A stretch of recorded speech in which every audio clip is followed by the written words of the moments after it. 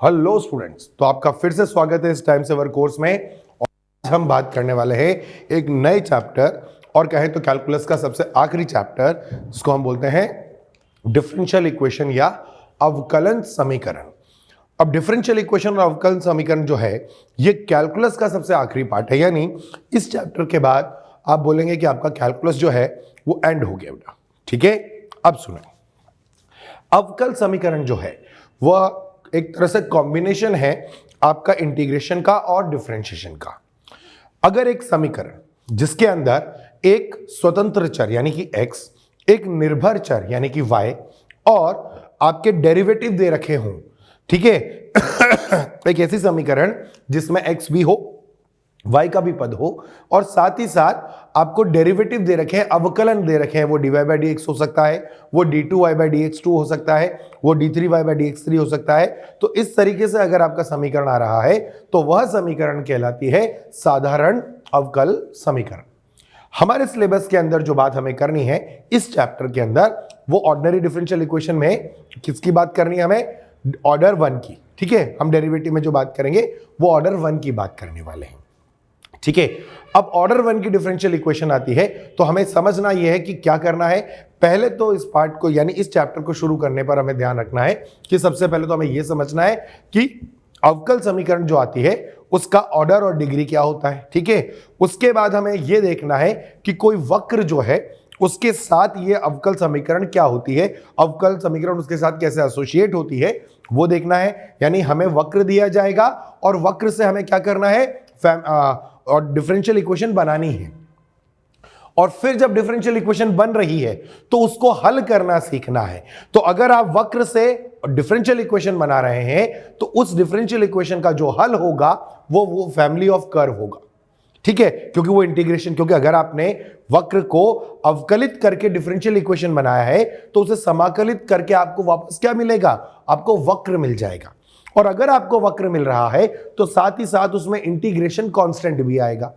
तो अगर integration constant आया तो इसका मतलब ये जो वक्र है ये सारे पैरेलल आपको कर्व मिलेंगे, और अगर ऐसा पैरेलल कर्व आ रहा है तो हम उसे बोलेंगे कि वो फैमिली ऑफ कर्व आएगा। ठीक बात है। और इसमें जो हमारा जो डिफरेंशियल इक्वेशन है उनमें कुछ टाइप हैं, वो टाइप हमें डिस्कस करना है। इजी चैप्टर है, इसमें सवाल की गलती होने के चांस बहुत कम होते हैं क्योंकि मिला के 6 तरह की ही आपकी डिफरेंशियल इक्वेशंस चलने वाली है। तो अगर आपने वो सारे फॉर्मेट याद कर लिए तो आपका इसका चैप्टर का सवाल में कोई दिक्कत नहीं आने वाली। तो जो शुरुआत आज हम कर रहे हैं वो है हमारा चैप्टर अवकल समीकरण। ठीक है, डिफरेंशियल इक्वेशन। अब अवकल समीकरण या डिफरेंशियल इक्वेशन है क्या, इसे परिभाषित कैसे किया गया? तो कहा गया क्या कि ऐसी समीकरण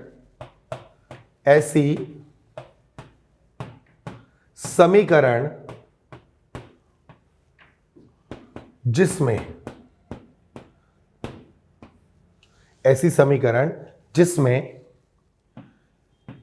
स्वतंत्र चर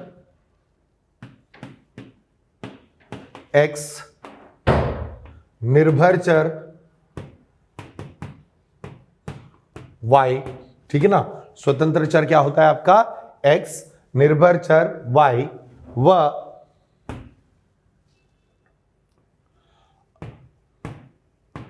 अवकलज हो साधारण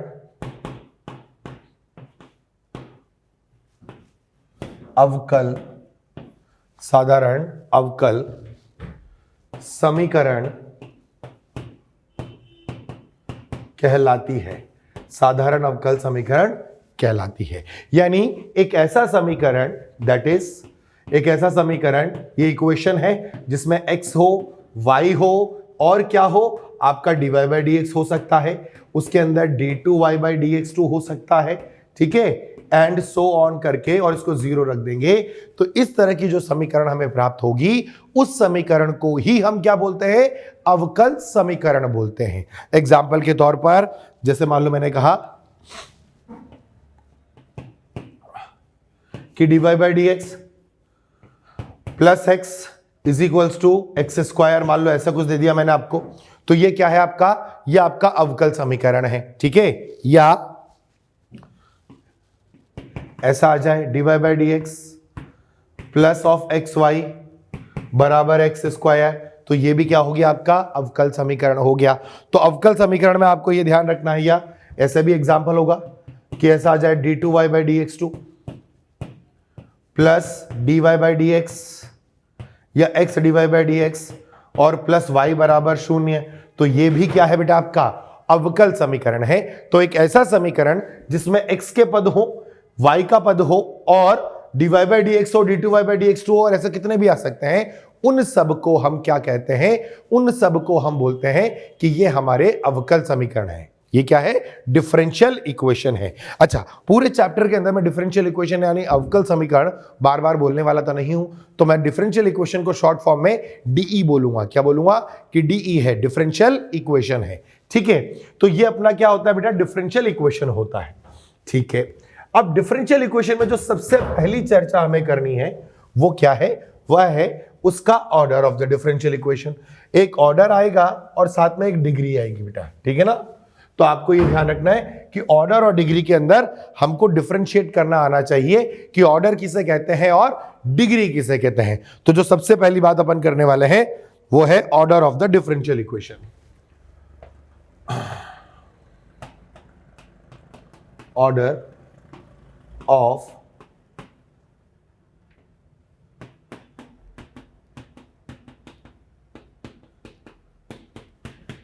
differential equation, order of differential equation, ठीक है। ऑर्डर ऑफ डिफरेंशियल इक्वेशन क्या होता है, ठीक है। मान लो आपको एक अवकल समीकरण दी गई, उस अवकल समीकरण में आपको यह ढूंढना है कि आपके पास हाईएस्ट ऑर्डर डेरिवेटिव क्या है, ठीक है। हाईएस्ट ऑर्डर डेरिवेटिव का मतलब अगर अपन dy बाई डी एक्स बोलते हैं तो dy बाई डी एक्स का अर्थ क्या है कि वह फर्स्ट ऑर्डर का है, ठीक है ना, उसका ऑर्डर जो है वो 1 है, ठीक है।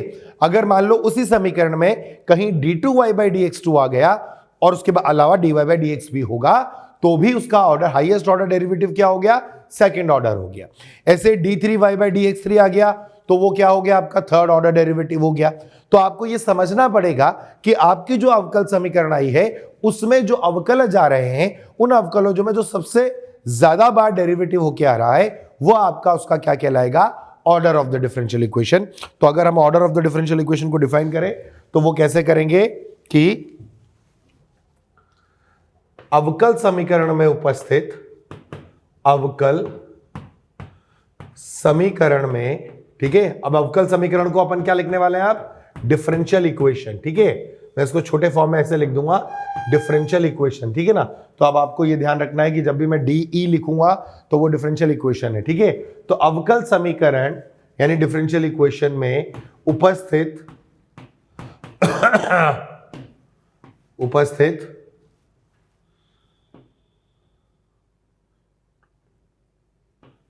अधिकतम कोटि, ठीक है, अधिकतम कोटि अवकलज उस अवकल समीकरण का ऑर्डर कहलाता है, ऑर्डर कहलाता है, ठीक है। Order of the differential equation समझ में आ गया, क्या है, जो मैक्सिमम ऑर्डर का आपका डेरिवेटिव होगा, ठीक है ना। जैसे मान लो मैंने आपको सवाल दिया, यहां पर एग्जांपल ले लेते हैं।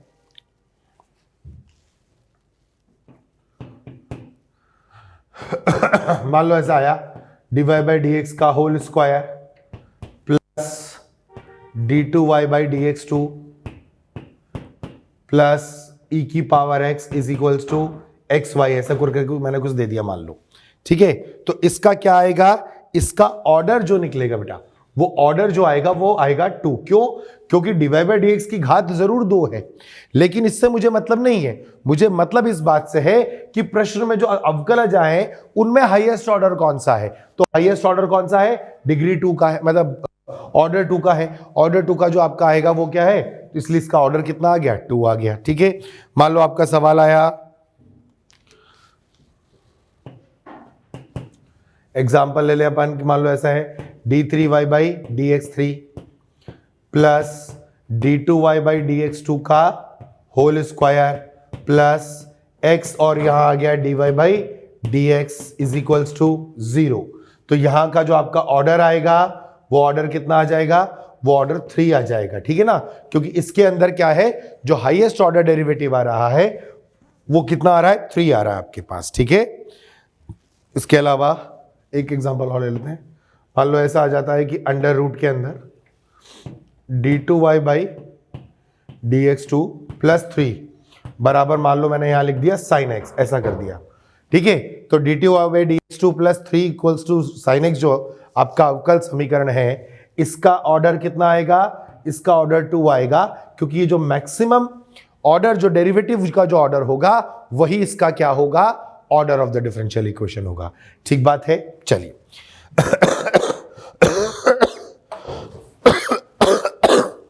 ठीक है।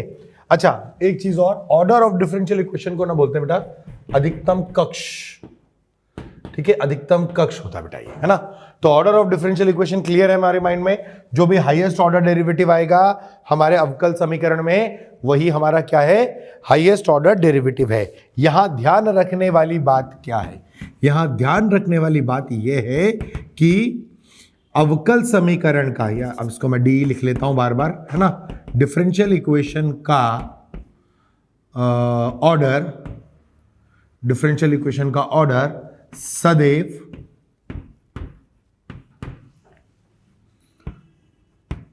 धनात्मक पूर्णांक होता है, सदैव धनात्मक पूर्णांक होता है। डिफरेंशियल इक्वेशन का ऑर्डर सदैव धनात्मक पूर्णांक होता है, यानी ये हमेशा क्या होगा, आपका नेचुरल नंबर होगा, ये आपको ध्यान रखना है, ठीक है। चलिए, इसके बाद आता है इसकी कोटि। अगर इसको हिंदी में बोलेंगे तो ऑर्डर ऑफ, इसको हिंदी में क्या बोलेंगे, ऑर्डर ऑफ डिफरेंशियल इक्वेशन को, इसको हम बोलते हैं अवकल समीकरण का कक्ष, अवकल समीकरण का कक्ष, ठीक है, ओके। अब आता है डिग्री ऑफ डिफरेंशियल इक्वेशन, ठीक है, degree of differential equation, degree मतलब कोटि।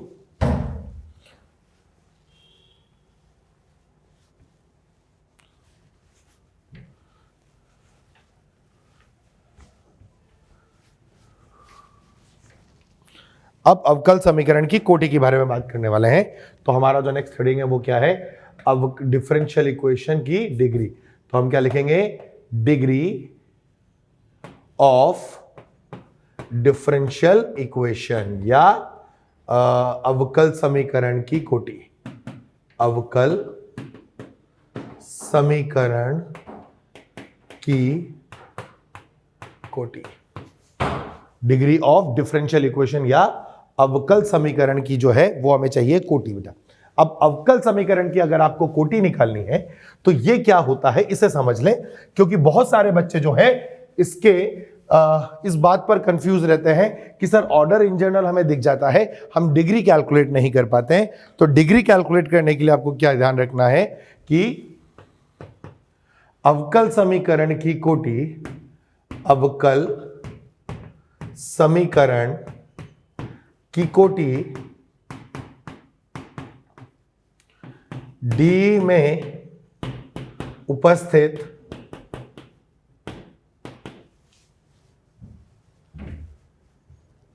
अधिकतम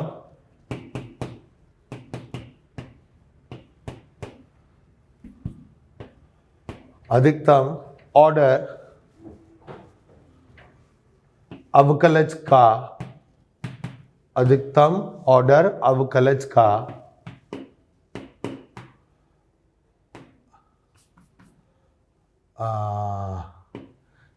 इसकी की घात, ठीक है।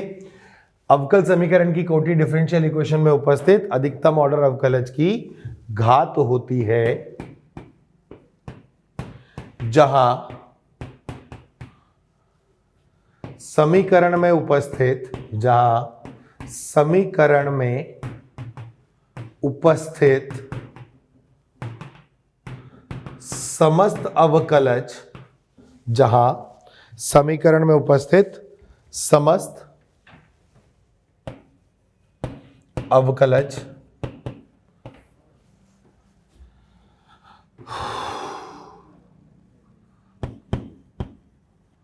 बहुपदीय रूप में उपस्थित हो, बहुपदीय रूप में उपस्थित हो। ठीक है, अब यहां पर थोड़ा सा कॉम्प्लिकेशन आ गया कि सर ये तो समझ में आ गया कि जो हाईएस्ट ऑर्डर डेरिवेटिव होगा वो हाईएस्ट ऑर्डर डेरिवेटिव का जो पावर होगा वही पावर क्या होगा, मेरा order degree of the differential equation होगा। लेकिन आपको क्या कहा कि ये आपका क्या होना चाहिए, बहुपदीय, जितने भी आपके अवकलज हैं वो बहुपदीय रूप में उपस्थित हो, अर्थात समस्त अवकलज की घात जो है, ठीक है, जितने भी आपके पास वो है वो क्या होने चाहिए, घात निश्चित पूर्ण संख्या हो, निश्चित पूर्ण संख्या हो। ठीक है, फाइनाइट होल नंबर हो। ठीक है, इसका मतलब क्या होता है कि आपका जो अवकलज है वो सब क्या होंगे, वो सब आपका पॉलिनोमियल फॉर्मेशन करेंगे। अगर वो पॉलिनोमियल फॉर्मेशन कर रहे हैं तो जो आपका उसमें हाईएस्ट ऑर्डर डेरिवेटिव होगा, उस हाईएस्ट ऑर्डर डेरिवेटिव की जो घात होगी वो घात उसकी डिग्री कहलाएगी डिफरेंशियल इक्वेशन की बेटा। ठीक है, एग्जाम्पल के तौर पर इस पर समझते हैं अपन, है ना। जैसे मान लो एग्जाम्पल मैंने बोला कि d2y/dx2 है ना बेटा, इसकी पावर में मैंने 3 ले लिया। ठीक है, प्लस x इंटू यहां आ गया मान लो d3y/dx3। ठीक है, प्लस यहां मैंने ले लिया y इंटू dy/dx। ठीक है, इक्वल्स टू xy, ऐसा करके मैंने कुछ लिख दिया। ये मान लीजिए आपकी एक डिफरेंशियल इक्वेशन है ना। अब इस डिफरेंशियल इक्वेशन में देखो कि आपके पास जितने भी अवकलज हैं उनकी घात क्या है, वह आपकी पूर्ण संख्या है। पूर्ण संख्या का मतलब क्या हुआ, होल नंबर हो गया, है ना। होल नंबर में जीरो भी इंक्लूड होता है, ये ध्यान रखना है ना। लेकिन पॉजिटिव होल नंबर है तो आप देखो क्या कि सबसे ज्यादा घात किसके पास है, 3 के पास। लेकिन ये जो पद है ये आपका हाईएस्ट ऑर्डर डेरिवेटिव नहीं है। आपका हाईएस्ट ऑर्डर डेरिवेटिव जो है वो कौन सा है, ये वाला है, d3y/dx3 वाला। अब इसकी जो घात है वो कितनी है, 1। तो हम क्या बोलेंगे कि ये जो मैंने आपको समीकरण दिया है, इस समीकरण का ऑर्डर कितना है, ऑर्डर 3 है। क्यों, क्योंकि हाईएस्ट ऑर्डर डेरिवेटिव तो 3 है और उसकी घात कितनी है, 1। तो ये आप बोलोगे कि डिग्री क्या है इसका, 1। डिग्री कितना आ गया बेटा, 1 आ गया। बोलो क्लियर है, ठीक है ना। ऐसे ही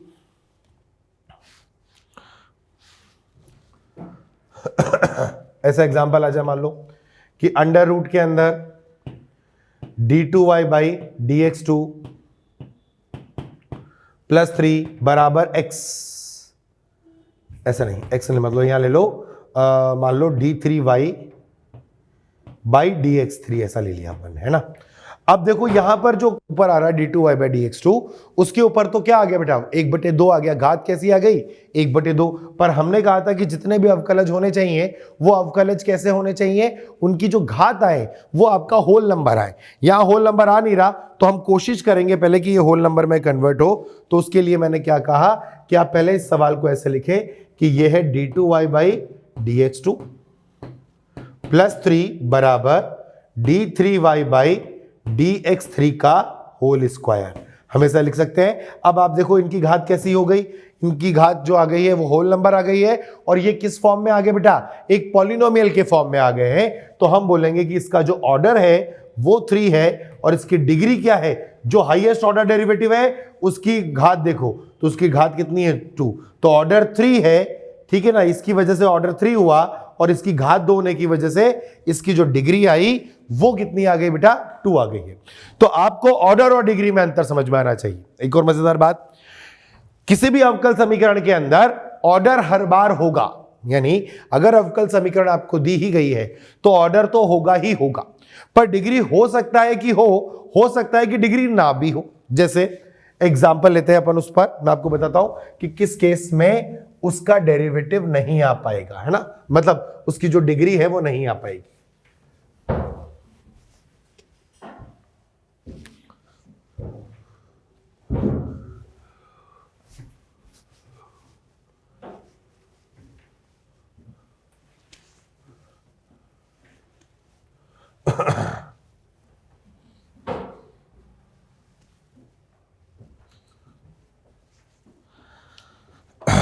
जैसे एग्जाम्पल लिया अपन ने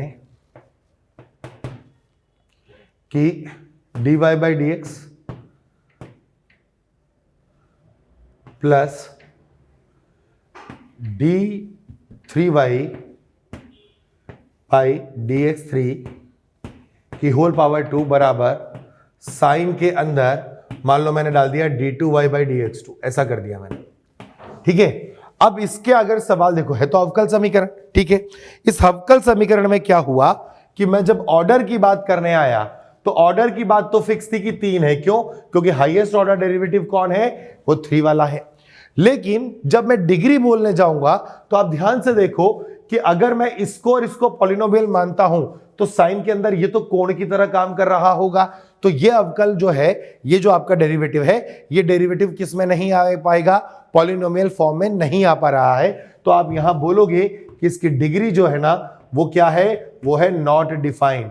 इसकी डिग्री क्या होगी? नॉट डिफाइंड होगी। तो हमें यह ध्यान रखना है कि हर अवकल समीकरण का क्या होगा?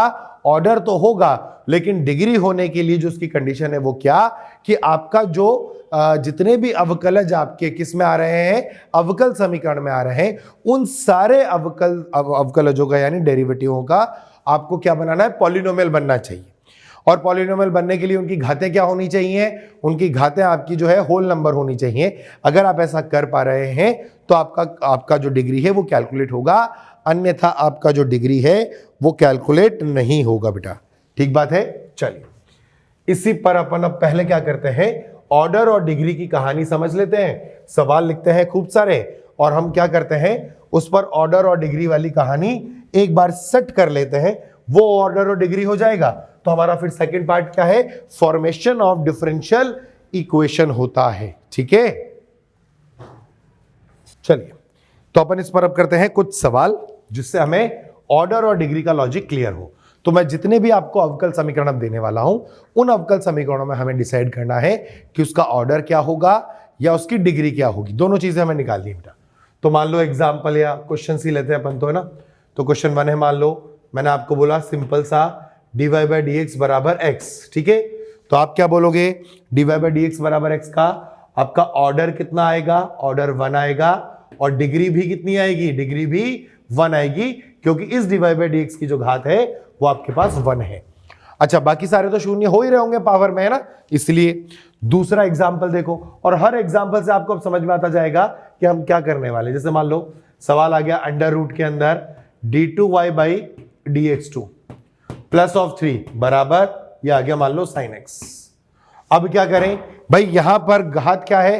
अंडर रूट में दे रखा है, तो अंडर रूट से पहले उसको चेंज करोगे। तो जब अंडर रूट से पहले चेंज करोगे तो आपका ये बनेगा d2y by D x two plus 3 बराबर, ये आ जाएगा आपका साइन स्क्वायर एक्स। तो आपका ऑर्डर आ जाएगा कितना? ऑर्डर आएगा 2, और इसकी डिग्री कितनी आएगी बेटा? डिग्री आएगी 1। फिर ले लो सवाल, क्वेश्चन लेते हैं अपन एक और। क्वेश्चन आया मान लो कि अंडर रूट के अंदर d2y by D x two plus 3 ले लो इसको यहां पर इक्वल्स टू, है ना। d2y by D x two plus 3 ले लेते हैं, और यहां ले लेते हैं under root of dy by D x. ये आ गया बेटा, ठीक है। अब क्या करें हमको? तो अच्छा, ये आपका इसको मान लो क्यूब रूट ले लेते हैं, मजा इसमें आएगा। अब ये देखो यहां पर क्या है? वर्गमूल है, यहां पर क्या है? घनमूल है। तो अब हमको कोशिश क्या करनी है कि कैसे भी करके ये क्या हो जाए, ये बहुपदीय रूप में आ जाए। तो देखो मैं क्या करता हूं, मैं इसकी पावर जो है ना आपका under root d2y by D x two plus 3, इसकी पावर में 6 ले लेता हूं, और इधर भी cube root of dy by D x जो है इसकी पावर में भी क्या ले लेता हूं बेटा, 6 ले लेता हूं। अगर ऐसा किया तो क्या होगा, यहां तो मुझे मिलेगा d2y by D x two plus 3 की घात में 3 मिलेगा, 1/2 उसको काट देगा बेटा, और यहां जो है वो dy बाई डी एक्स जो मुझे मिलेगा वो किस में मिलेगा, 2 में। अब जब आप इस a प्लस बी के होल क्यूब को खोलेंगे अगर a प्लस बी का होल क्यूब मैं खोलूं, a प्लस बी का होल क्यूब क्या खुलेगा बेटा, अगर मैं a प्लस बी का होल क्यूब खोलता हूं तो ये आएगा a cube d2y by D x two का whole cube plus 3 times of d2y by D x two का whole square into 3 plus 3 times of d2y by D x two into 3 का square plus last में आ जाएगा 3 का cube बराबर यहां आ रहा है मेरे पास क्या, dy बाई डी एक्स का होल स्क्वायर। तो देखा जाए तो जो एक्सप्रेशन मुझे दिया गया था या जो अवकल समीकरण मुझे दी गई थी उस अवकल समीकरण में मैंने अगर पावर 6 लगा दिया तो मेरा सवाल कुछ इस तरीके से दिखेगा। इसमें जितने भी अवकलज आ रहे हैं उनकी घातों को ध्यान से देखें, उनकी घातें कैसी आ रही हैं, उनकी घातें आ रही है नेचुरल नंबर्स या होल नंबर्स आ रही है बेटा। तो ये क्या बना रहा है, पॉलिनोमियल बना रहा है, और अगर ये पॉलिनोमियल बना रहा है तो मैं क्या बोलूंगा कि इसका जो ऑर्डर आएगा वो मैक्सिमम होगा। तो ऑर्डर तो 2 दिख गया, ऑर्डर तो खैर यहीं से देख सकते थे, इसका ऑर्डर कितना है 2।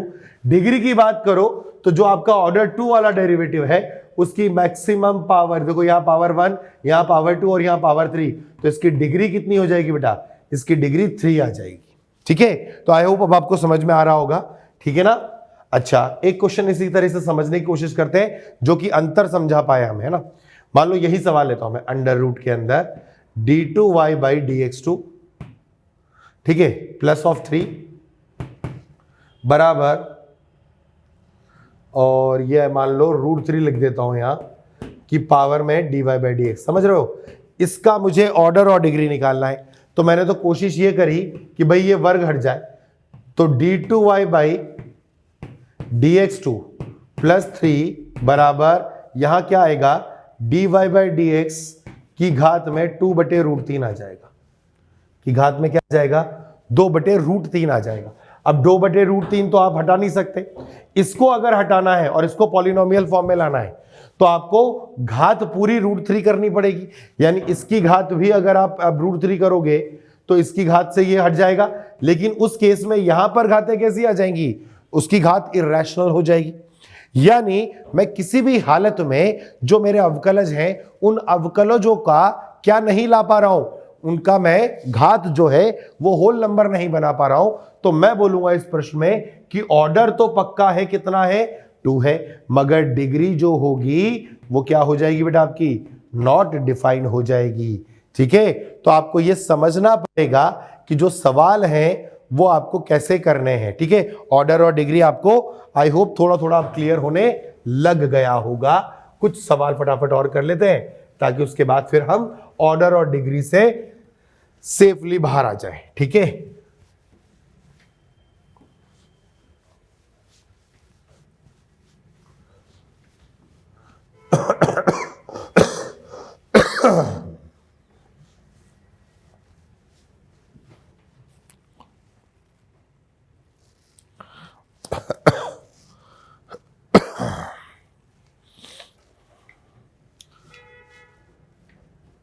मान लो आपका क्वेश्चन आ जाए कि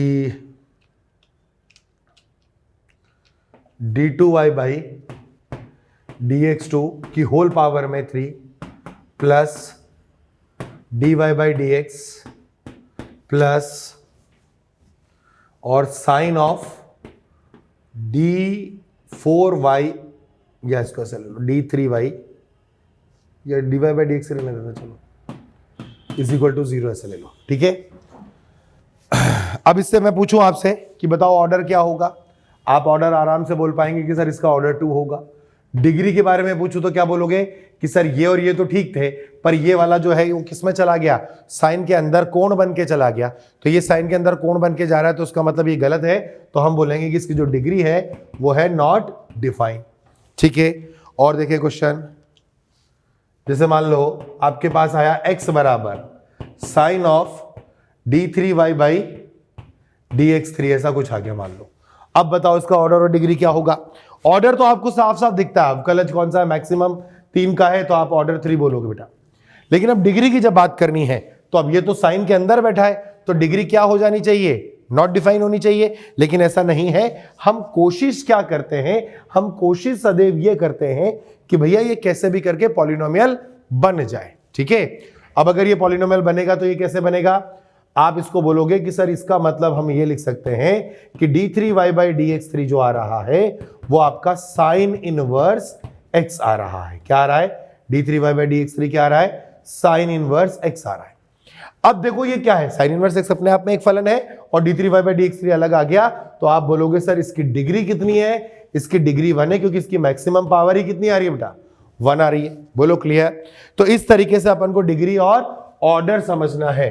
मैं आपको 1-2 सवाल और कराता हूं, उसके बाद हम चलते हैं फॉर्मेशन ऑफ डिफरेंशियल इक्वेशन की तरफ। ठीक है, 1-2 सवाल तो अपन कर ही लेते हैं इसमें और, है ना। मान लो आपका सवाल आया कि x बराबर e की पावर dy बाई dx, तो आप क्या करोगे, x की पावर e की पावर dy बाई dx में ऑर्डर तो देखते ही पता चल जाता है और 1 है। अब डिग्री बनाने के लिए क्या करने का है, आपको लिखना है कि dy बाई dx जो आएगा वो साहब ln x आएगा। तो आपका ये पॉलिनोमियल बन गया, तो आपकी डिग्री भी कितनी हो गई, 1। लेकिन मान लो क्वेश्चन आया इस तरह का जैसे मान लो आ गया क्वेश्चन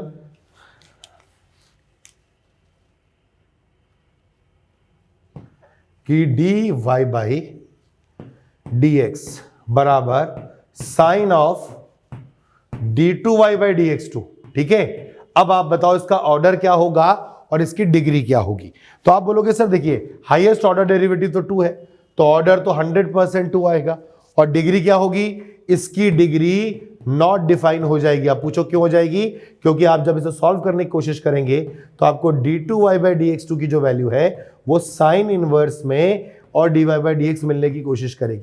तो अगर ऐसा है तो ये आपका पॉलिनोमियल नहीं बना, तो आप बोलोगे कि डिग्री नॉट डिफाइन है, मगर ऑर्डर तो अभी भी कैसा है, 2 है बेटा। तो किसी भी डिफरेंशियल इक्वेशन में ऑर्डर 2 और डिग्री, ऑर्डर और डिग्री निकालना हमारे लिए मतलब उसमें अगर देखा जाए तो ऑर्डर बहुत आसान है, और हर डिफरेंशियल इक्वेशन का ऑर्डर होता ही होता है। जो नहीं हो रहा है वो कौन है, वो डिग्री है। वो क्यों नहीं हो रहा है कि अगर आपके जितने भी अवकलज हैं, अगर वो अवकलज जो है क्या होते हैं, इस तरीके से आ जाते हैं कि वो पॉलिनोमियल का फॉर्मेशन कर लें, तो आप डिग्री को डिफाइन कर सकते हो कैसे, कि जो हाईएस्ट ऑर्डर डेरिवेटिव है उसकी जो मैक्सिमम, जो उसकी पावर आएगी, मैक्सिमम पावर नहीं, जो हाईएस्ट ऑर्डर डेरिवेटिव है उसकी जो पावर आएगी वही क्या होना चाहिए, हमारा डिग्री होना चाहिए। और वो पावर कैसी होनी चाहिए बेटा, वो पावर आपका होल नंबर होना चाहिए, वो पावर आपका नेचुरल नंबर होना चाहिए। होल नंबर में एक वर्ड ही तो जुड़ा है, 0 ही तो अपना ऐड हुआ है बस, है ना, ये आपको ध्यान रखना है डिग्री में। और अगर मान लो आप उसका क्या नहीं बना पा रहे हैं, आप उसका अगर पॉलिनोमियल फॉर्मेट नहीं बना पा रहे हैं, तो आपने पूरी कोशिश करी अपनी तरफ से कि आप उसका क्या बना लें, पॉलिनोमियल बनाए, मगर पॉलिनोमियल मान लीजिए नहीं बना किसी कारणवश, तो हम बोल देंगे कि उसका ऑर्डर तो है मगर उसके पास डिग्री नहीं है, ऑर्डर तो है मगर डिग्री नहीं है। ठीक है, अच्छा, अब ये बात सारी बच्चों के दिमाग में आती है कि सर चलिए ऑर्डर और डेरिवेटिव तो हमने निकाल लिया और हमने डिफरेंशियल इक्वेशन की डिग्री भी सीख ली है, और हमें अब ये भी पता चल गया है कि ऑर्डर और डिग्री जो है कक्ष और क्या कहते हैं हम, एक तो कक्ष बोलते हैं और एक कोटि बोलते हैं। अगर हमें पता चल गया तो आखिर इस ऑर्डर का और इस डिग्री का सिग्निफिकेंस क्या है, ठीक है, आखिर ये हमें जरूरत क्यों है बेटा। तो कोई भी वक्र आपको जब दिया जाता है, उस वक्र के साथ एक डिफरेंशियल इक्वेशन एसोसिएट की जा सकती है। ठीक है, वो डिफरेंशियल इक्वेशन जब बनाई जाती है, यानी जो फॉर्मेशन ऑफ डिफरेंशियल इक्वेशन है, उसमें हमें यह ध्यान देना होता है कि अगर आपने किसी वक्र का डिफरेंशियल इक्वेशन उसके साथ जुड़ी हुई जो अवकल समीकरण है, एसोसिएटेड डिफरेंशियल इक्वेशन अगर आपको कैलकुलेट करना है तो आपको क्या करना पड़ेगा, पहले जानना पड़ेगा कि वो जो वक्र निकाय है वह वक्र निकाय कितने पैरामीट्रिक फैमिली ऑफ कर्व है, यानी उस वक्र निकाय को या उस वक्र को, उस निकाय के वक्रों को अगर फिक्स करना है तो आपको कितनी इंडिपेंडेंट ज्योमेट्रिकल कंडीशनें चाहिए, उतने ऑर्डर का डिफरेंशियल इक्वेशन उसके साथ होगा और वो फॉर्मेशन करते वक्त हमको प्रयोग करना होता है बेटा। तो आपको ये ध्यान रखना है कि फॉर्मेशन ऑफ डिफरेंशियल इक्वेशन अपने आप में एक इंपॉर्टेंट टास्क है, लेकिन यहां ये बहुत इंफॉर्मेटिव है तो बहुत सारी चीजें आपको याद रखनी पड़ती हैं कि भैया अगर सरल रेखा है तो सरल रेखा को निश्चित करने के लिए यानी फिक्स करने के लिए हमें दो पैरामीटर चाहिए। क्या वो दो बिंदु हो सकते हैं, वो एक बिंदु और प्रवणता हो सकता है, दो अंतःखंड हो सकते हैं। तो वो आपको कभी भी कोई स्ट्रेट लाइन अगर XY प्लेन में फिक्स करनी है तो आपको हमेशा यू नीड टू पैरामीटर्स। तो अगर आपने उस डिफरेंशियल इक्वेशन बनाई किसी सरल रेखा की, आप डिफरेंशियल इक्वेशन बना रहे हैं किसकी, जर्नल यानी जो आपका general equation of straight line है, अगर आप उसके साथ एसोसिएटेड डिफरेंशियल इक्वेशन बना रहे हैं तो आपका जो ऑर्डर ऑफ डिफरेंशियल इक्वेशन होगा वो 2 होगा। ऐसे ही जैसे वृत्त को फिक्स करना है, अगर वृत्त को आपको समझना है तो वृत्त आपका 3 पैरामेट्रिक फैमिली ऑफ कर्व होता है, यानी वृत्त के समीकरण को निश्चित करने के लिए कि एक फिक्स वृत्त आ जाए उसके लिए आपको 3 ज्योमेट्रिकल इंडिपेंडेंट कंडीशनें चाहिए। या तो आपको मैं 3 बिंदु दूं जिन बिंदुओं से वृत्त पास हो रहा है, या मैं आपको केंद्र का निर्देशांक दूं और केंद्र का निर्देशांक दोनों इंडिपेंडेंट होते हैं, ठीक है ना, इसलिए वो 2 पैरामीटर और रेडियस दे दूं। यहां बच्चों को लगता है कि सर केंद्र दे दिया और रेडियस दे दिया तो आपने 2 ही पैरामीटर तो दिए। बेटा अगर स्ट्रेट लाइन है तो स्ट्रेट लाइन पर जो भी बिंदु होंगे वो आपस में एसोसिएटेड है, यानी x के मान से y का मान निर्धारित होता है या y के मान से x का मान निर्धारित होता है, क्योंकि वो बिंदु कहां स्थित होगा, सरल रेखा पर होगा। तो जब आप सरल रेखा पर एक बिंदु और एक प्रवणता मांगते हैं तो क्यों मांगते हैं, क्योंकि जब मैं बिंदु आपको देता हूं तो यह बिंदु जो है ये सरल रेखा की समीकरण में उपस्थित होने की वजह से x और y से बाउंड हो जाता है, x और y आपस में क्या हो जाते हैं, प्रतिबंधित हो जाते हैं समीकरण से, ठीक है। तो हमको एक कंडीशन और चाहिए, क्यों, क्योंकि वो तो आपस में प्रतिबंधित है, तो इंडिपेंडेंट कंडीशन नहीं हुई 2। लेकिन वृत्त जो होता है उसका केंद्र जो है वो वृत्त पर स्थित नहीं है, वृत्त के अंदर स्थित होता है, तो वो दोनों निर्देशांक x और y दोनों ही इंडिपेंडेंट है। और अगर त्रिज्या आ गई तो ये तीसरी कंडीशन आएगी। तो वृत्त क्या आ गया, 3 आपका पैरामेट्रिक फैमिली ऑफ कर्व है। अब अगर वो 3 पैरामेट्रिक फैमिली ऑफ कर्व है तो उसके साथ जो वक्र निकाय जुड़ा होगा, मतलब जो अवकल समीकरण जुड़ी होगी, उसका हाईएस्ट जो ऑर्डर होगा वो कितना होगा, 3। अब जितनी आप कंडीशनें मुझे दोगे उतना पैरामीटर कम होता चला जाएगा। मैंने कहा एक सरल रेखा है, उन सरल रेखाओं से एसोसिएटेड डिफरेंशियल इक्वेशन ज्ञात करो जिनकी प्रवणता 2 है। तो मैंने आपकी एक ज्योमेट्रिकल कंडीशन खत्म कर दी कि प्रवणता तो 2 है भाई, तो अब आपकी जो डिफरेंशियल इक्वेशन आएगी वो ऑर्डर 1 की आएगी, ठीक है। अगर मैंने आपसे बोल दिया कि एक वृत्त है जिसका केंद्र दे दिया मैंने, त्रिज्या को मैंने फ्री छोड़ दिया, तो अब आप कैसे अनंत वो वृत्त बन सकते हैं। ये जो आपके इनफाइनाइट सर्कल बनेंगे ये आपके फैमिली ऑफ कॉन्सेंट्रिक सर्किल है जिनमें वेरिएबल या पैरामीटर कौन है, एक है, वो है रेडियस। तो आपकी जो डिफरेंशियल इक्वेशन आएगी वो ऑर्डर 1 की आएगी। या मान लो मैंने वृत्त के अंदर आपको त्रिज्या दे दी तो उसके केंद्र की 2 कंडीशनें फ्री हो गई, तो अब आपका जो डिफरेंशियल इक्वेशन आएगा वो कितने ऑर्डर का आएगा, वो 2 ऑर्डर का आएगा। तो ये इंपॉर्टेंट समझना पड़ता है कि जो आपको दिया गया है, जो निकाय आपको दिया गया है फैमिली ऑफ कर्व, उसमें कितने पैरामीटर हैं और वो जितने पैरामीटर होंगे उतने ऑर्डर की डिफरेंशियल इक्वेशन आपकी बनेगी। तो अब जो हम बात करने वाले हैं वो है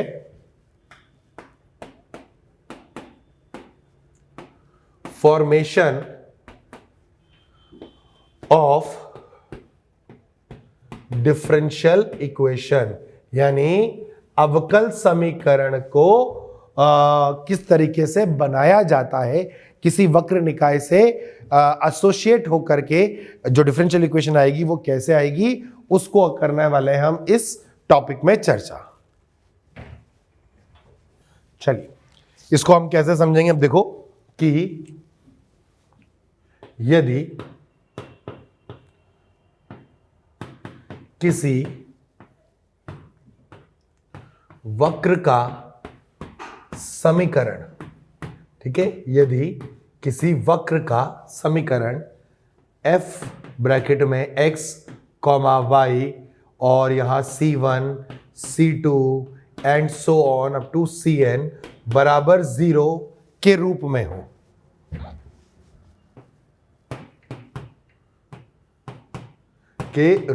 हो, जहां c1 c2 c3 and so on up to cn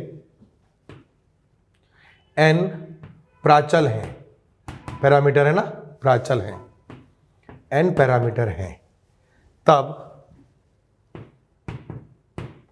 यह n प्राचल वक्र निकाय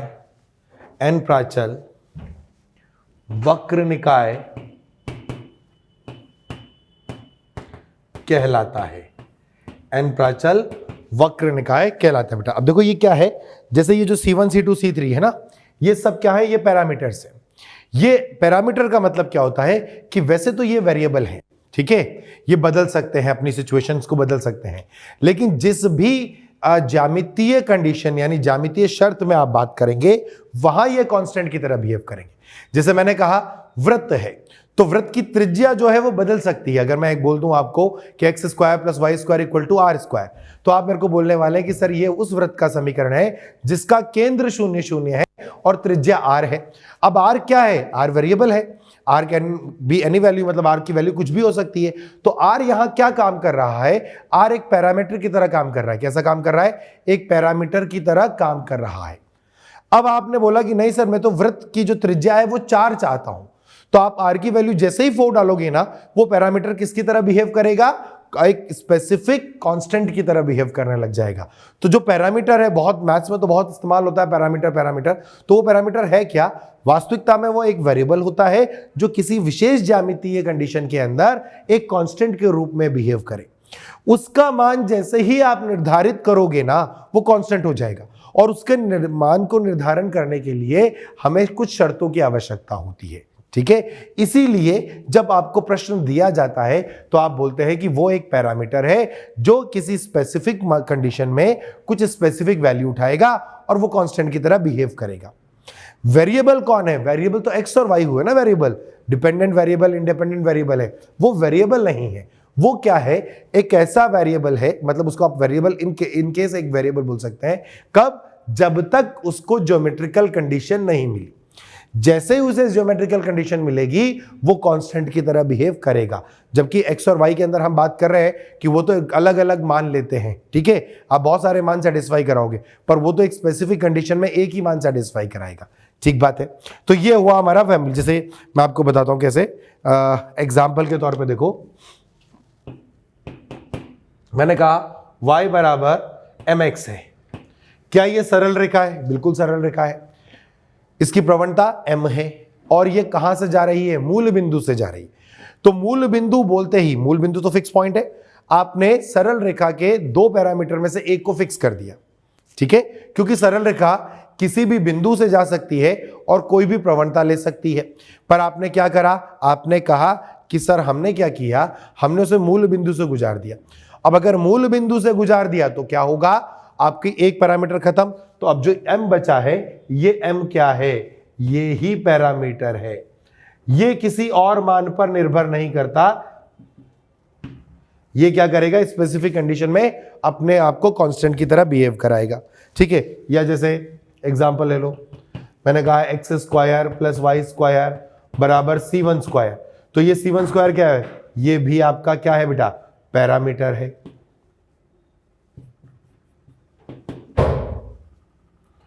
ठीक है, ये भी पैरामीटर है। या एक एग्जांपल देखो ऐसा, मैंने बोला x माइनस c1 का whole square plus y minus c2 का होल स्क्वायर बराबर c3 का होल स्क्वायर बेटा। अब आप बताओ, इस वृत्त का तो केंद्र भी वेरिएबल, ये भी वेरिएबल और ये भी वेरिएबल, तो कितने हो गए, 3 पैरामीटर। तो ये आपका वृत्त है जो 3 पैरामेट्रिक फैमिली ऑफ कर्व हो गया बेटा, 3 पैरामेट्रिक फैमिली ऑफ कर्व है बेटा, 3 पैरामेट्रिक फैमिली ऑफ कर्व हो गया है, ठीक है। अब आप इसको ऐसा भी लिख सकते थे, मान लो कि मैंने कहा कि सर x माइनस 4 का whole square plus y minus C2 का होल स्क्वायर बराबर C3 का होल स्क्वायर, तो अब यही वृत्त जो है वो आपका 2 पैरामेट्रिक फैमिली ऑफ कर्व हो गया। 2 पैरामेट्रिक फैमिली ऑफ कर्व हो गया। ठीक बात है। तो हमको पहले यह समझना पड़ेगा कि ये फैमिली ऑफ कर्व जो है वो पैरामीटर से कैसे काम करता है, फिर हम बात करेंगे फॉर्मेशन की। ठीक है, तो फॉर्मेशन ऑफ डिफरेंशियल इक्वेशन के लिए हमें पैरामीटर जानना जरूरी है। ठीक है, और इसकी मदद से ये ध्यान रखना है कि जो हम डिफरेंशियल इक्वेशन का फॉर्मेशन करेंगे वो डिफरेंशियल इक्वेशन में हमको कितने ऑर्डर का डिफरेंशियल इक्वेशन चाहिए, वो इस बात पर निर्भर करता है कि आपकी जो पैरामीटर्स हैं उनके मतलब वो कितने पैरामीटर्स हैं। जितने नंबर ऑफ पैरामीटर्स होंगे उतने ऑर्डर की आपकी डिफरेंशियल इक्वेशन होगी, उसकी आपकी क्या होगी बेटा, डिफरेंशियल इक्वेशन होगी। ठीक है ना। चल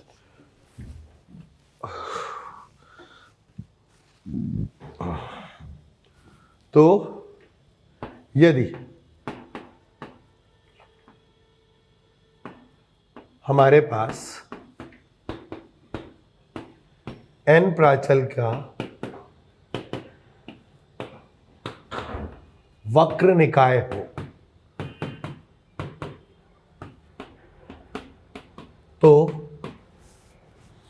तो इस वक्र निकाय यदि हमारे पास n प्राचल का वक्र निकाय हो तो इस वक्र निकाय के साथ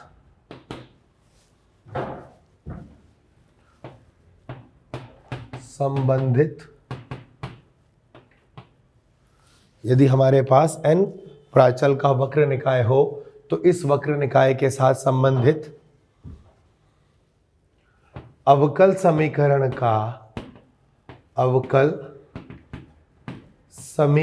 का ऑर्डर n होगा। ठीक है, अब इसका मतलब क्या है कि मान लो आपके पास एक डिफरेंशियल इक्वेशन है जिसमें एक पैरामीटर है, 1 पैरामीटर है, तो आपको उसको एक बार डिफरेंशिएट करना है। एक बार जब आप उसको डिफरेंशिएट करेंगे तो वो जो पैरामीटर है उसको सवाल से गायब करना है, यानी ये जो पैरामीटर है ये आपकी डिफरेंशियल इक्वेशन में नहीं आ सकता। तो आपको क्या करना होगा, एक बार उसका डेरिवेटिव करके और वो जो पैरामीटर है उसे हटाना है। मान लीजिए आपके पास C1 और C2 एक वक्र निकाय के 2 पैरामीटर दे रखे हैं, तो आपका टास्क क्या है कि आपको इस वक्र निकाय की समीकरण को 2 बार अवकलित करना है। ठीक है, और ये जब 2 बार का अवकलन हो जाए उस वक्त आपके प्रश्न में से ये जो पैरामीटर हैं ये पैरामीटर हट जाने चाहिए, ये बिल्कुल गायब हो जाने चाहिए। अगर ऐसा हो पा रहा है तो आप डिफरेंशियल इक्वेशन फॉर्म कर रहे हैं। जैसे मैंने आपसे एग्जांपल के तौर पर बोला कि ये क्या है, आपका y बराबर mx है। अब अगर y बराबर mx है तो हम क्या बोल पा रहे हैं कि ये जो है ये एक सरल रेखा निकाय है जो कि मूल बिंदु से गुजर रहा है और अलग अलग प्रवणताएं रख सकता है। m यहां पर क्या हो गया, पैरामीटर हो गया। कितने पैरामीटर दिखे, एक पैरामीटर दिखा। तो इसका डिफरेंशियल इक्वेशन बनाने के लिए हमें क्या करना होगा, इसको एक बार डेरिवेटिव करना है। अब हमें क्या मिलेगा, dy बाई dx बराबर यहां क्या आ गया, m। अब ये जो है इसमें तो m आया, मैंने क्या कहा कि एक बार डेरिवेटिव करने के बाद जो आपका पैरामीटर है ना बेटा वो सवाल से गायब होना चाहिए। तो यहां से आप बोल सकते थे कि सर m जो है ना वो वास्तविकता में y बराबर x है, तो आपको यहां लिखना पड़ेगा क्या कि dy बाई dx बराबर y बाई x। तो इस सरल रेखा से जुड़ी हुई या इस सरल रेखा निकाय से जुड़ी हुई जो अवकल समीकरण होगी वो क्या होगी, आपकी dy by dx equals to y by x होने वाला है। समझ पा रहे हैं। ऐसे ही अपन एक और एग्जांपल के तौर पर देखें।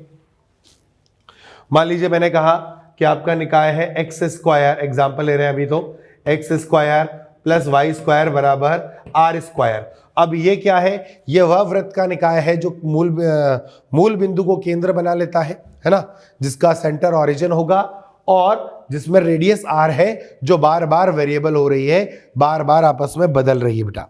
इस केस में क्या करेंगे, इस केस में हम बड़ा सिंपल सा काम है, एक ही बार डेरिवेटिव करेंगे, क्योंकि पैरामीटर कितने हैं, एक ही पैरामीटर है, तो एक बार इसको डेरिवेटिव करेंगे और कोशिश करेंगे r को पिक्चर से गायब करने की। तो इसका जब डेरिवेटिव करोगे तो क्या मिलेगा आपको 2x, फिर यहां मिलेगा क्या 2y into dy by dx, और बराबर क्या आ जाएगा बेटा 0। r अपने आप गायब हो गया, 2 से 2 भी कट गया, तो आपका जो dy बाई dx आया वो कितना आ गया, वो आपका आ गया माइनस का x बाई वाई। तो ये आपका एक कोटि का एक कक्ष का यानी ऑर्डर 1 का डिफरेंशियल इक्वेशन रेडी हो गया, जो आपने किससे निकाल लिया, क्योंकि number of parameter is always equals to number of equation, ये ध्यान रखना।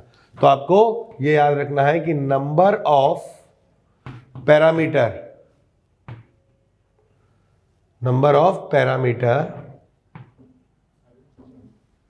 इज इक्वल्स टू ऑर्डर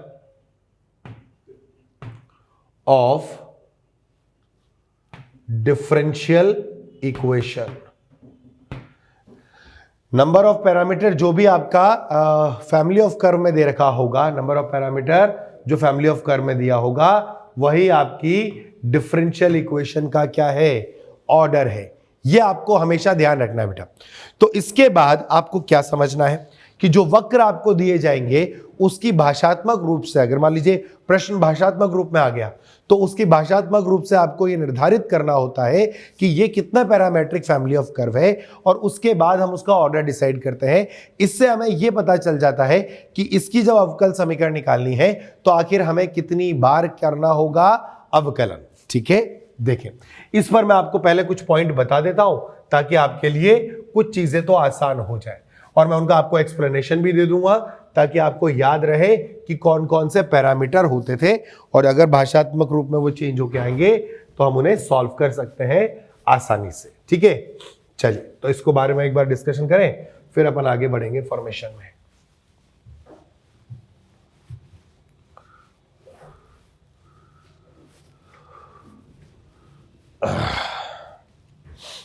इसके अनुसार ये कुछ पीटीआर हैं जो अपन को याद रखने हैं, पॉइंट्स टू रिमेंबर। ठीक है, इसमें पहला सरल रेखा निकाय, सरल रेखा निकाय। 2 पैरामेट्रिक फैमिली ऑफ कर्व है। 2 पैरामेट्रिक फैमिली ऑफ कर्व है। कैसे, जब भी आपको सरल रेखा को फिक्स करना है आपको कितनी कंडीशनें चाहिए बेटा, 2 कंडीशनें चाहिए। या तो आप एक बिंदु ले लें और एक प्रवणता ले लें। वो बिंदु में x और y के निर्देशांक आते हैं, है ना, लेकिन x और y क्या है, सरल रेखा की समीकरण से प्रतिबंधित होते हैं। यानी अगर आपने x निकाला ना तो फिर y फिक्स हो गया उसमें, क्योंकि सरल रेखा पर अगर उस बिंदु को रहना है तो अगर आपने x का मान फिक्स किया y ऑटोमेटिक फिक्स हो जाएगा। तो वो कहने के लिए 2 निर्देशांक जरूर है, लेकिन वो आपस में एक दूसरे से बाउंडेड हैं। ठीक है ना, इसलिए हम उसे एक पैरामीटर मानते हैं। और दूसरा आप उसकी प्रवणता निकाल सकते हैं, या आप 2 बिंदु निकालें, 2 बिंदु मुझे दें। ठीक है, या आप मुझे x अंतःखंड और y अंतःखंड दें। ठीक है, तो ये क्या है, 2 पैरामेट्रिक फैमिली ऑफ कर्व है। अब वो जब भी कोई प्रश्न आपको देगा तो सरल रेखा का अगर निकाय दिया गया होगा तो उसका जो मैक्सिमम पैरामीटर हो सकते हैं वो कितने होंगे बेटा, 2 होंगे। 2 से ज्यादा पैरामीटर हो ही नहीं सकते। बाकी अगर उसने कोई और कंडीशन दे दी, उसने कहा कि प्रवणता 7 की सरल रेखा जो है उसका डिफरेंशियल इक्वेशन है बनाओ, तो अब आपको प्रवणता देते ही आपका नंबर ऑफ पैरामीटर क्या हो गए, कम हो गए। ठीक है, तो ये ध्यान रखना है कैसे इसको करना। ठीक है, दूसरा सरल रेखा के बाद सेकंड है अपना वृत्त। वृत्त निकाय 3 पैरामेट्रिक, कौन सा, 3 पैरामेट्रिक फैमिली ऑफ कर्व है। ये ध्यान रखेंगे। वृत्त निकाय में आप कैसे, चूंकि वृत्त का केंद्र जो है वो वृत्त पर स्थित नहीं है, वृत्त के अंदर स्थित है, तो आपका x निर्देशांक और y निर्देशांक एक दूसरे से स्वतंत्र हैं। आप x लें उससे y फिक्स नहीं होगा। ठीक है ना। आप x कुछ भी ले सकते हैं, y को भी कुछ भी ले सकते हैं, उसमें कोई कंडीशन नहीं है, ठीक है। और तीसरा जो आएगा, इसलिए यहां पर जब एक निर्देशांक दिया गया तो एक निर्देशांक क्या कर रहा है, एक निर्देशांक अपन को x और y में 2 पैरामीटर दे रहा है और आपको रेडियस दे रहा है, तो आपके 3 पैरामीटर हो गए बेटा। आप बोलोगे सर पहले तो ऐसा नहीं था। अगर मैं आपसे बोलूं मैंने आपको 3 बिंदु वृत्त पर दे दिए, तो अब अगर वृत्त पर वो बिंदु दे दिए, सपोज करो मैंने आपको बोला कि इस एक वृत्त पर 3 बिंदु मैंने आपको दिए, तो अगर मैं बिंदु x1 दे रहा हूं तो इसके समीकरण के अनुसार y1 फिक्स हो जाएगा। समझ रहे हो? तो x1 और y1 क्या हो गए उस केस में? उस केस में x1 और y1 एक दूसरे से प्रतिबंधित हो गए। अगर x1 डिसाइड होगा y1 अपने आप डिसाइड हो जाएगा, या y1 डिसाइड होगा तो x1 उससे अपने आप डिसाइड हो जाएगा, क्योंकि इस बिंदु को वृत्त के कहां पर आना है, परिधि पर आना है। परंतु अगर मैं बोलूं कि अल्फा कॉमा बीटा दिया मैंने सेंटर, तो सेंटर तो कहीं पर लाई नहीं कर रहा, तो अल्फा और बीटा स्वतंत्र हो जाते हैं, तो वो अपने आप में एक पैरामीटर हो गए और एक रेडियस का आर ले लिया। तो आपने बोला कि सर ये क्या है, वृत्त निकाय जो है वो 3 पैरामेट्रिक फैमिली ऑफ कर्व है। ऐसे ही परवलय निकाय, ये मैक्सिमम बता रहा हूं कि मैक्सिमम ये होगा, परवलय निकाय 4 पैरामेट्रिक, यानी आपको सिर्फ ये बोल दिया जाए कि परवलय निकाय का अवकल समीकरण ज्ञात करो, तो उसका डेरिवेटिव क्या होगा, 4 होगा, क्योंकि उसके अंदर जितने भी पैरामीटर्स है उसके पैरामीटर क्या होते हैं बेटा, axis of parabola. Axis of parabola का क्या, आपको क्या निकालना होता है, एक्सेस ऑफ पैराबोला का प्रवणता दी जाएगी आपकी, है ना। आपको एक्सेस ऑफ पैराबोला की प्रवणता होगी आपके पास, और आपका फोकस का निर्देशांक होगा, ठीक है। तो आपके, और उसके अंदर एक और चीज होती है, वो होती है लेटस रेक्टम की लेंथ। लेटस रेक्टम का मतलब होता है नाभीय लंब, नाभीय लंब की लंबाई। तो नाभीय लंब की लंबाई, आपका फोकस और आपकी एक्सेस ऑफ पैराबोला की प्रवणता, ये सब निर्धारित करती है किसी परवलय को। तो अगर आपको प्रवणता बोला तो एक पैरामीटर, नाभि का जो निर्देशांक है वो आपका फिक्स, मतलब जब भी होगा तो उससे क्या हो जाएगा आपका, वो ये 2 पॉइंट हो जाएंगे, और आपका जो LOLR है, मतलब लेंथ ऑफ लेटस रेक्टम है, वो आपका जो आएगा वो एक और आ जाएगा। तो टोटल 4 होते हैं, 4 पैरामेट्रिक फैमिली ऑफ कर्व होता है बेटा। ऐसे ही इलिप्स यानी दीर्घवृत्त, दीर्घवृत्त निकाय 5 पैरामेट्रिक फैमिली ऑफ कर्व है बेटा। 5 पैरामेट्रिक फैमिली ऑफ कर्व है ना, तो इसमें 5 पैरामीटर चाहिए, ठीक है। और ऐसे ही लास्ट है अति परवलय। अति परवलय, अच्छा इसमें क्या एक्स्ट्रा जुड़ा, बाकी सब तो वैसा ही है दीर्घवृत्त में जो परवलय का है, बस इसमें क्या होता है, उत्केंद्रिता और आ जाती है। यहां इसेंट्रिसिटी डिफाइन करनी पड़ती है, तो इसेंट्रिसिटी भी अपने आप में, उत्केंद्रिता भी अपने आप में क्या होती है, एक पैरामीटर और हो जाती है, इसलिए ये 5 हो जाता है। अति परवलय वाला भी 5 ही पैरामेट्रिक फैमिली ऑफ कर्व है, यानी अगर कुछ नहीं दिया जाए तो आपको 5 बार डिफरेंशिएट करके वो बनाना है। लेकिन आपका जो वो होता है रेक्टेंगुलर समकोणीय, समकोणीय अतिपरवलय, समकोणीय अतिपरवलय आपका फिर से 4 पैरामेट्रिक फैमिली ऑफ कर्व होता है बेटा। 4 पैरामेट्रिक फैमिली ऑफ कर्व होता है, क्योंकि ये जो आपका समकोणीय अतिपरवलय होता है ना बेटा, इसकी सेंट्रिसिटी क्या होती है, √2 होती है। तो यहां सेंट्रिसिटी फिक्स होते ही एक पैरामीटर खत्म हो गया, ठीक है। तो ये जो आपके वह है, जो आपके कोऑर्डिनेट सेक्शन का पार्ट है, उनके जो वक्र निकाय हैं उनकी मैक्सिमम पैरामीटर इतने हो सकते हैं। अब वो कोई कंडीशन दे, वो कहता है कि एक वृत्त है जिसकी त्रिज्या r है, वे जिसकी वृत्त की त्रिज्या 4 है, मान लो 4, तो मैंने क्या कहा, मैंने आपको ये एक पैरामीटर खत्म कर दिया, मैंने कहा ये कांस्टेंट है, तो अब क्या बचे, 2 पैरामीटर बचे। तो अब आपका ये 2 पैरामीट्रिक फैमिली ऑफ कर्व है, तो जो आपका समीकरण होगा उसे आपको 2 बार क्या करना है, अवकलित करना है, और अल्फा और बीटा को पिक्चर से गायब करना है, ठीक है। परवलय का मैक्सिमम कितना है, 4। अब मैंने बोला उस परवलय निकाय का अवकल समीकरण ज्ञात करें जिसकी जो नाभि लंब की लंबाई है वो 5 हो। तो मैंने क्या करा, एक पैरामीटर खत्म कर दिया, अब बचे 3, तो मुझे उसको 3 बार डिफरेंशिएट करना पड़ेगा और जो जो पैरामीटर आए उन्हें उड़ाना पड़ेगा।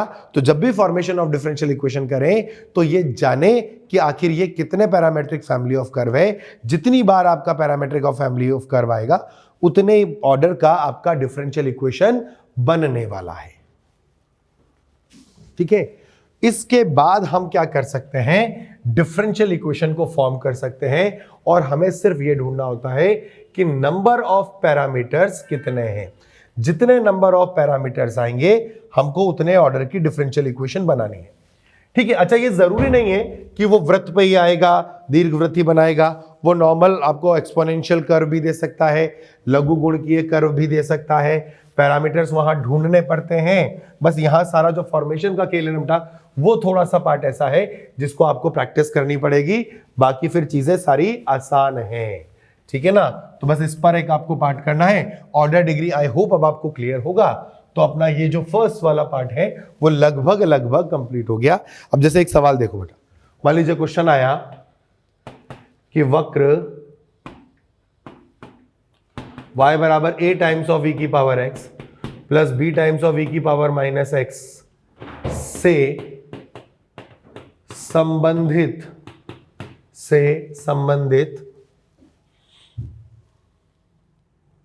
वक्र निकाय का संबंधित अवकल समीकरण का संबंधित अवकल समीकरण ज्ञात करें। संबंधित अवकल समीकरण ज्ञात करें। ठीक है, तो आप बताओ क्या आएगा।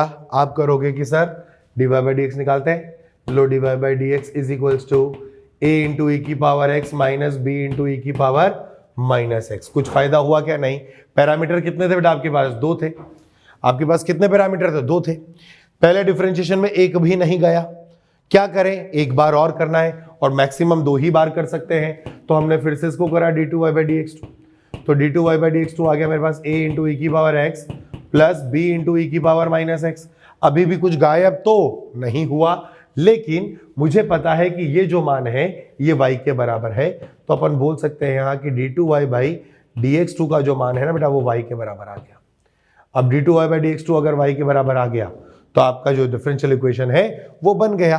तो 2 बार आपको डिफरेंशिएट करना था और ये जो भी पैरामीटर थे उनको गायब करना है। यही आपका फॉर्मेशन ऑफ डिफरेंशियल इक्वेशन है।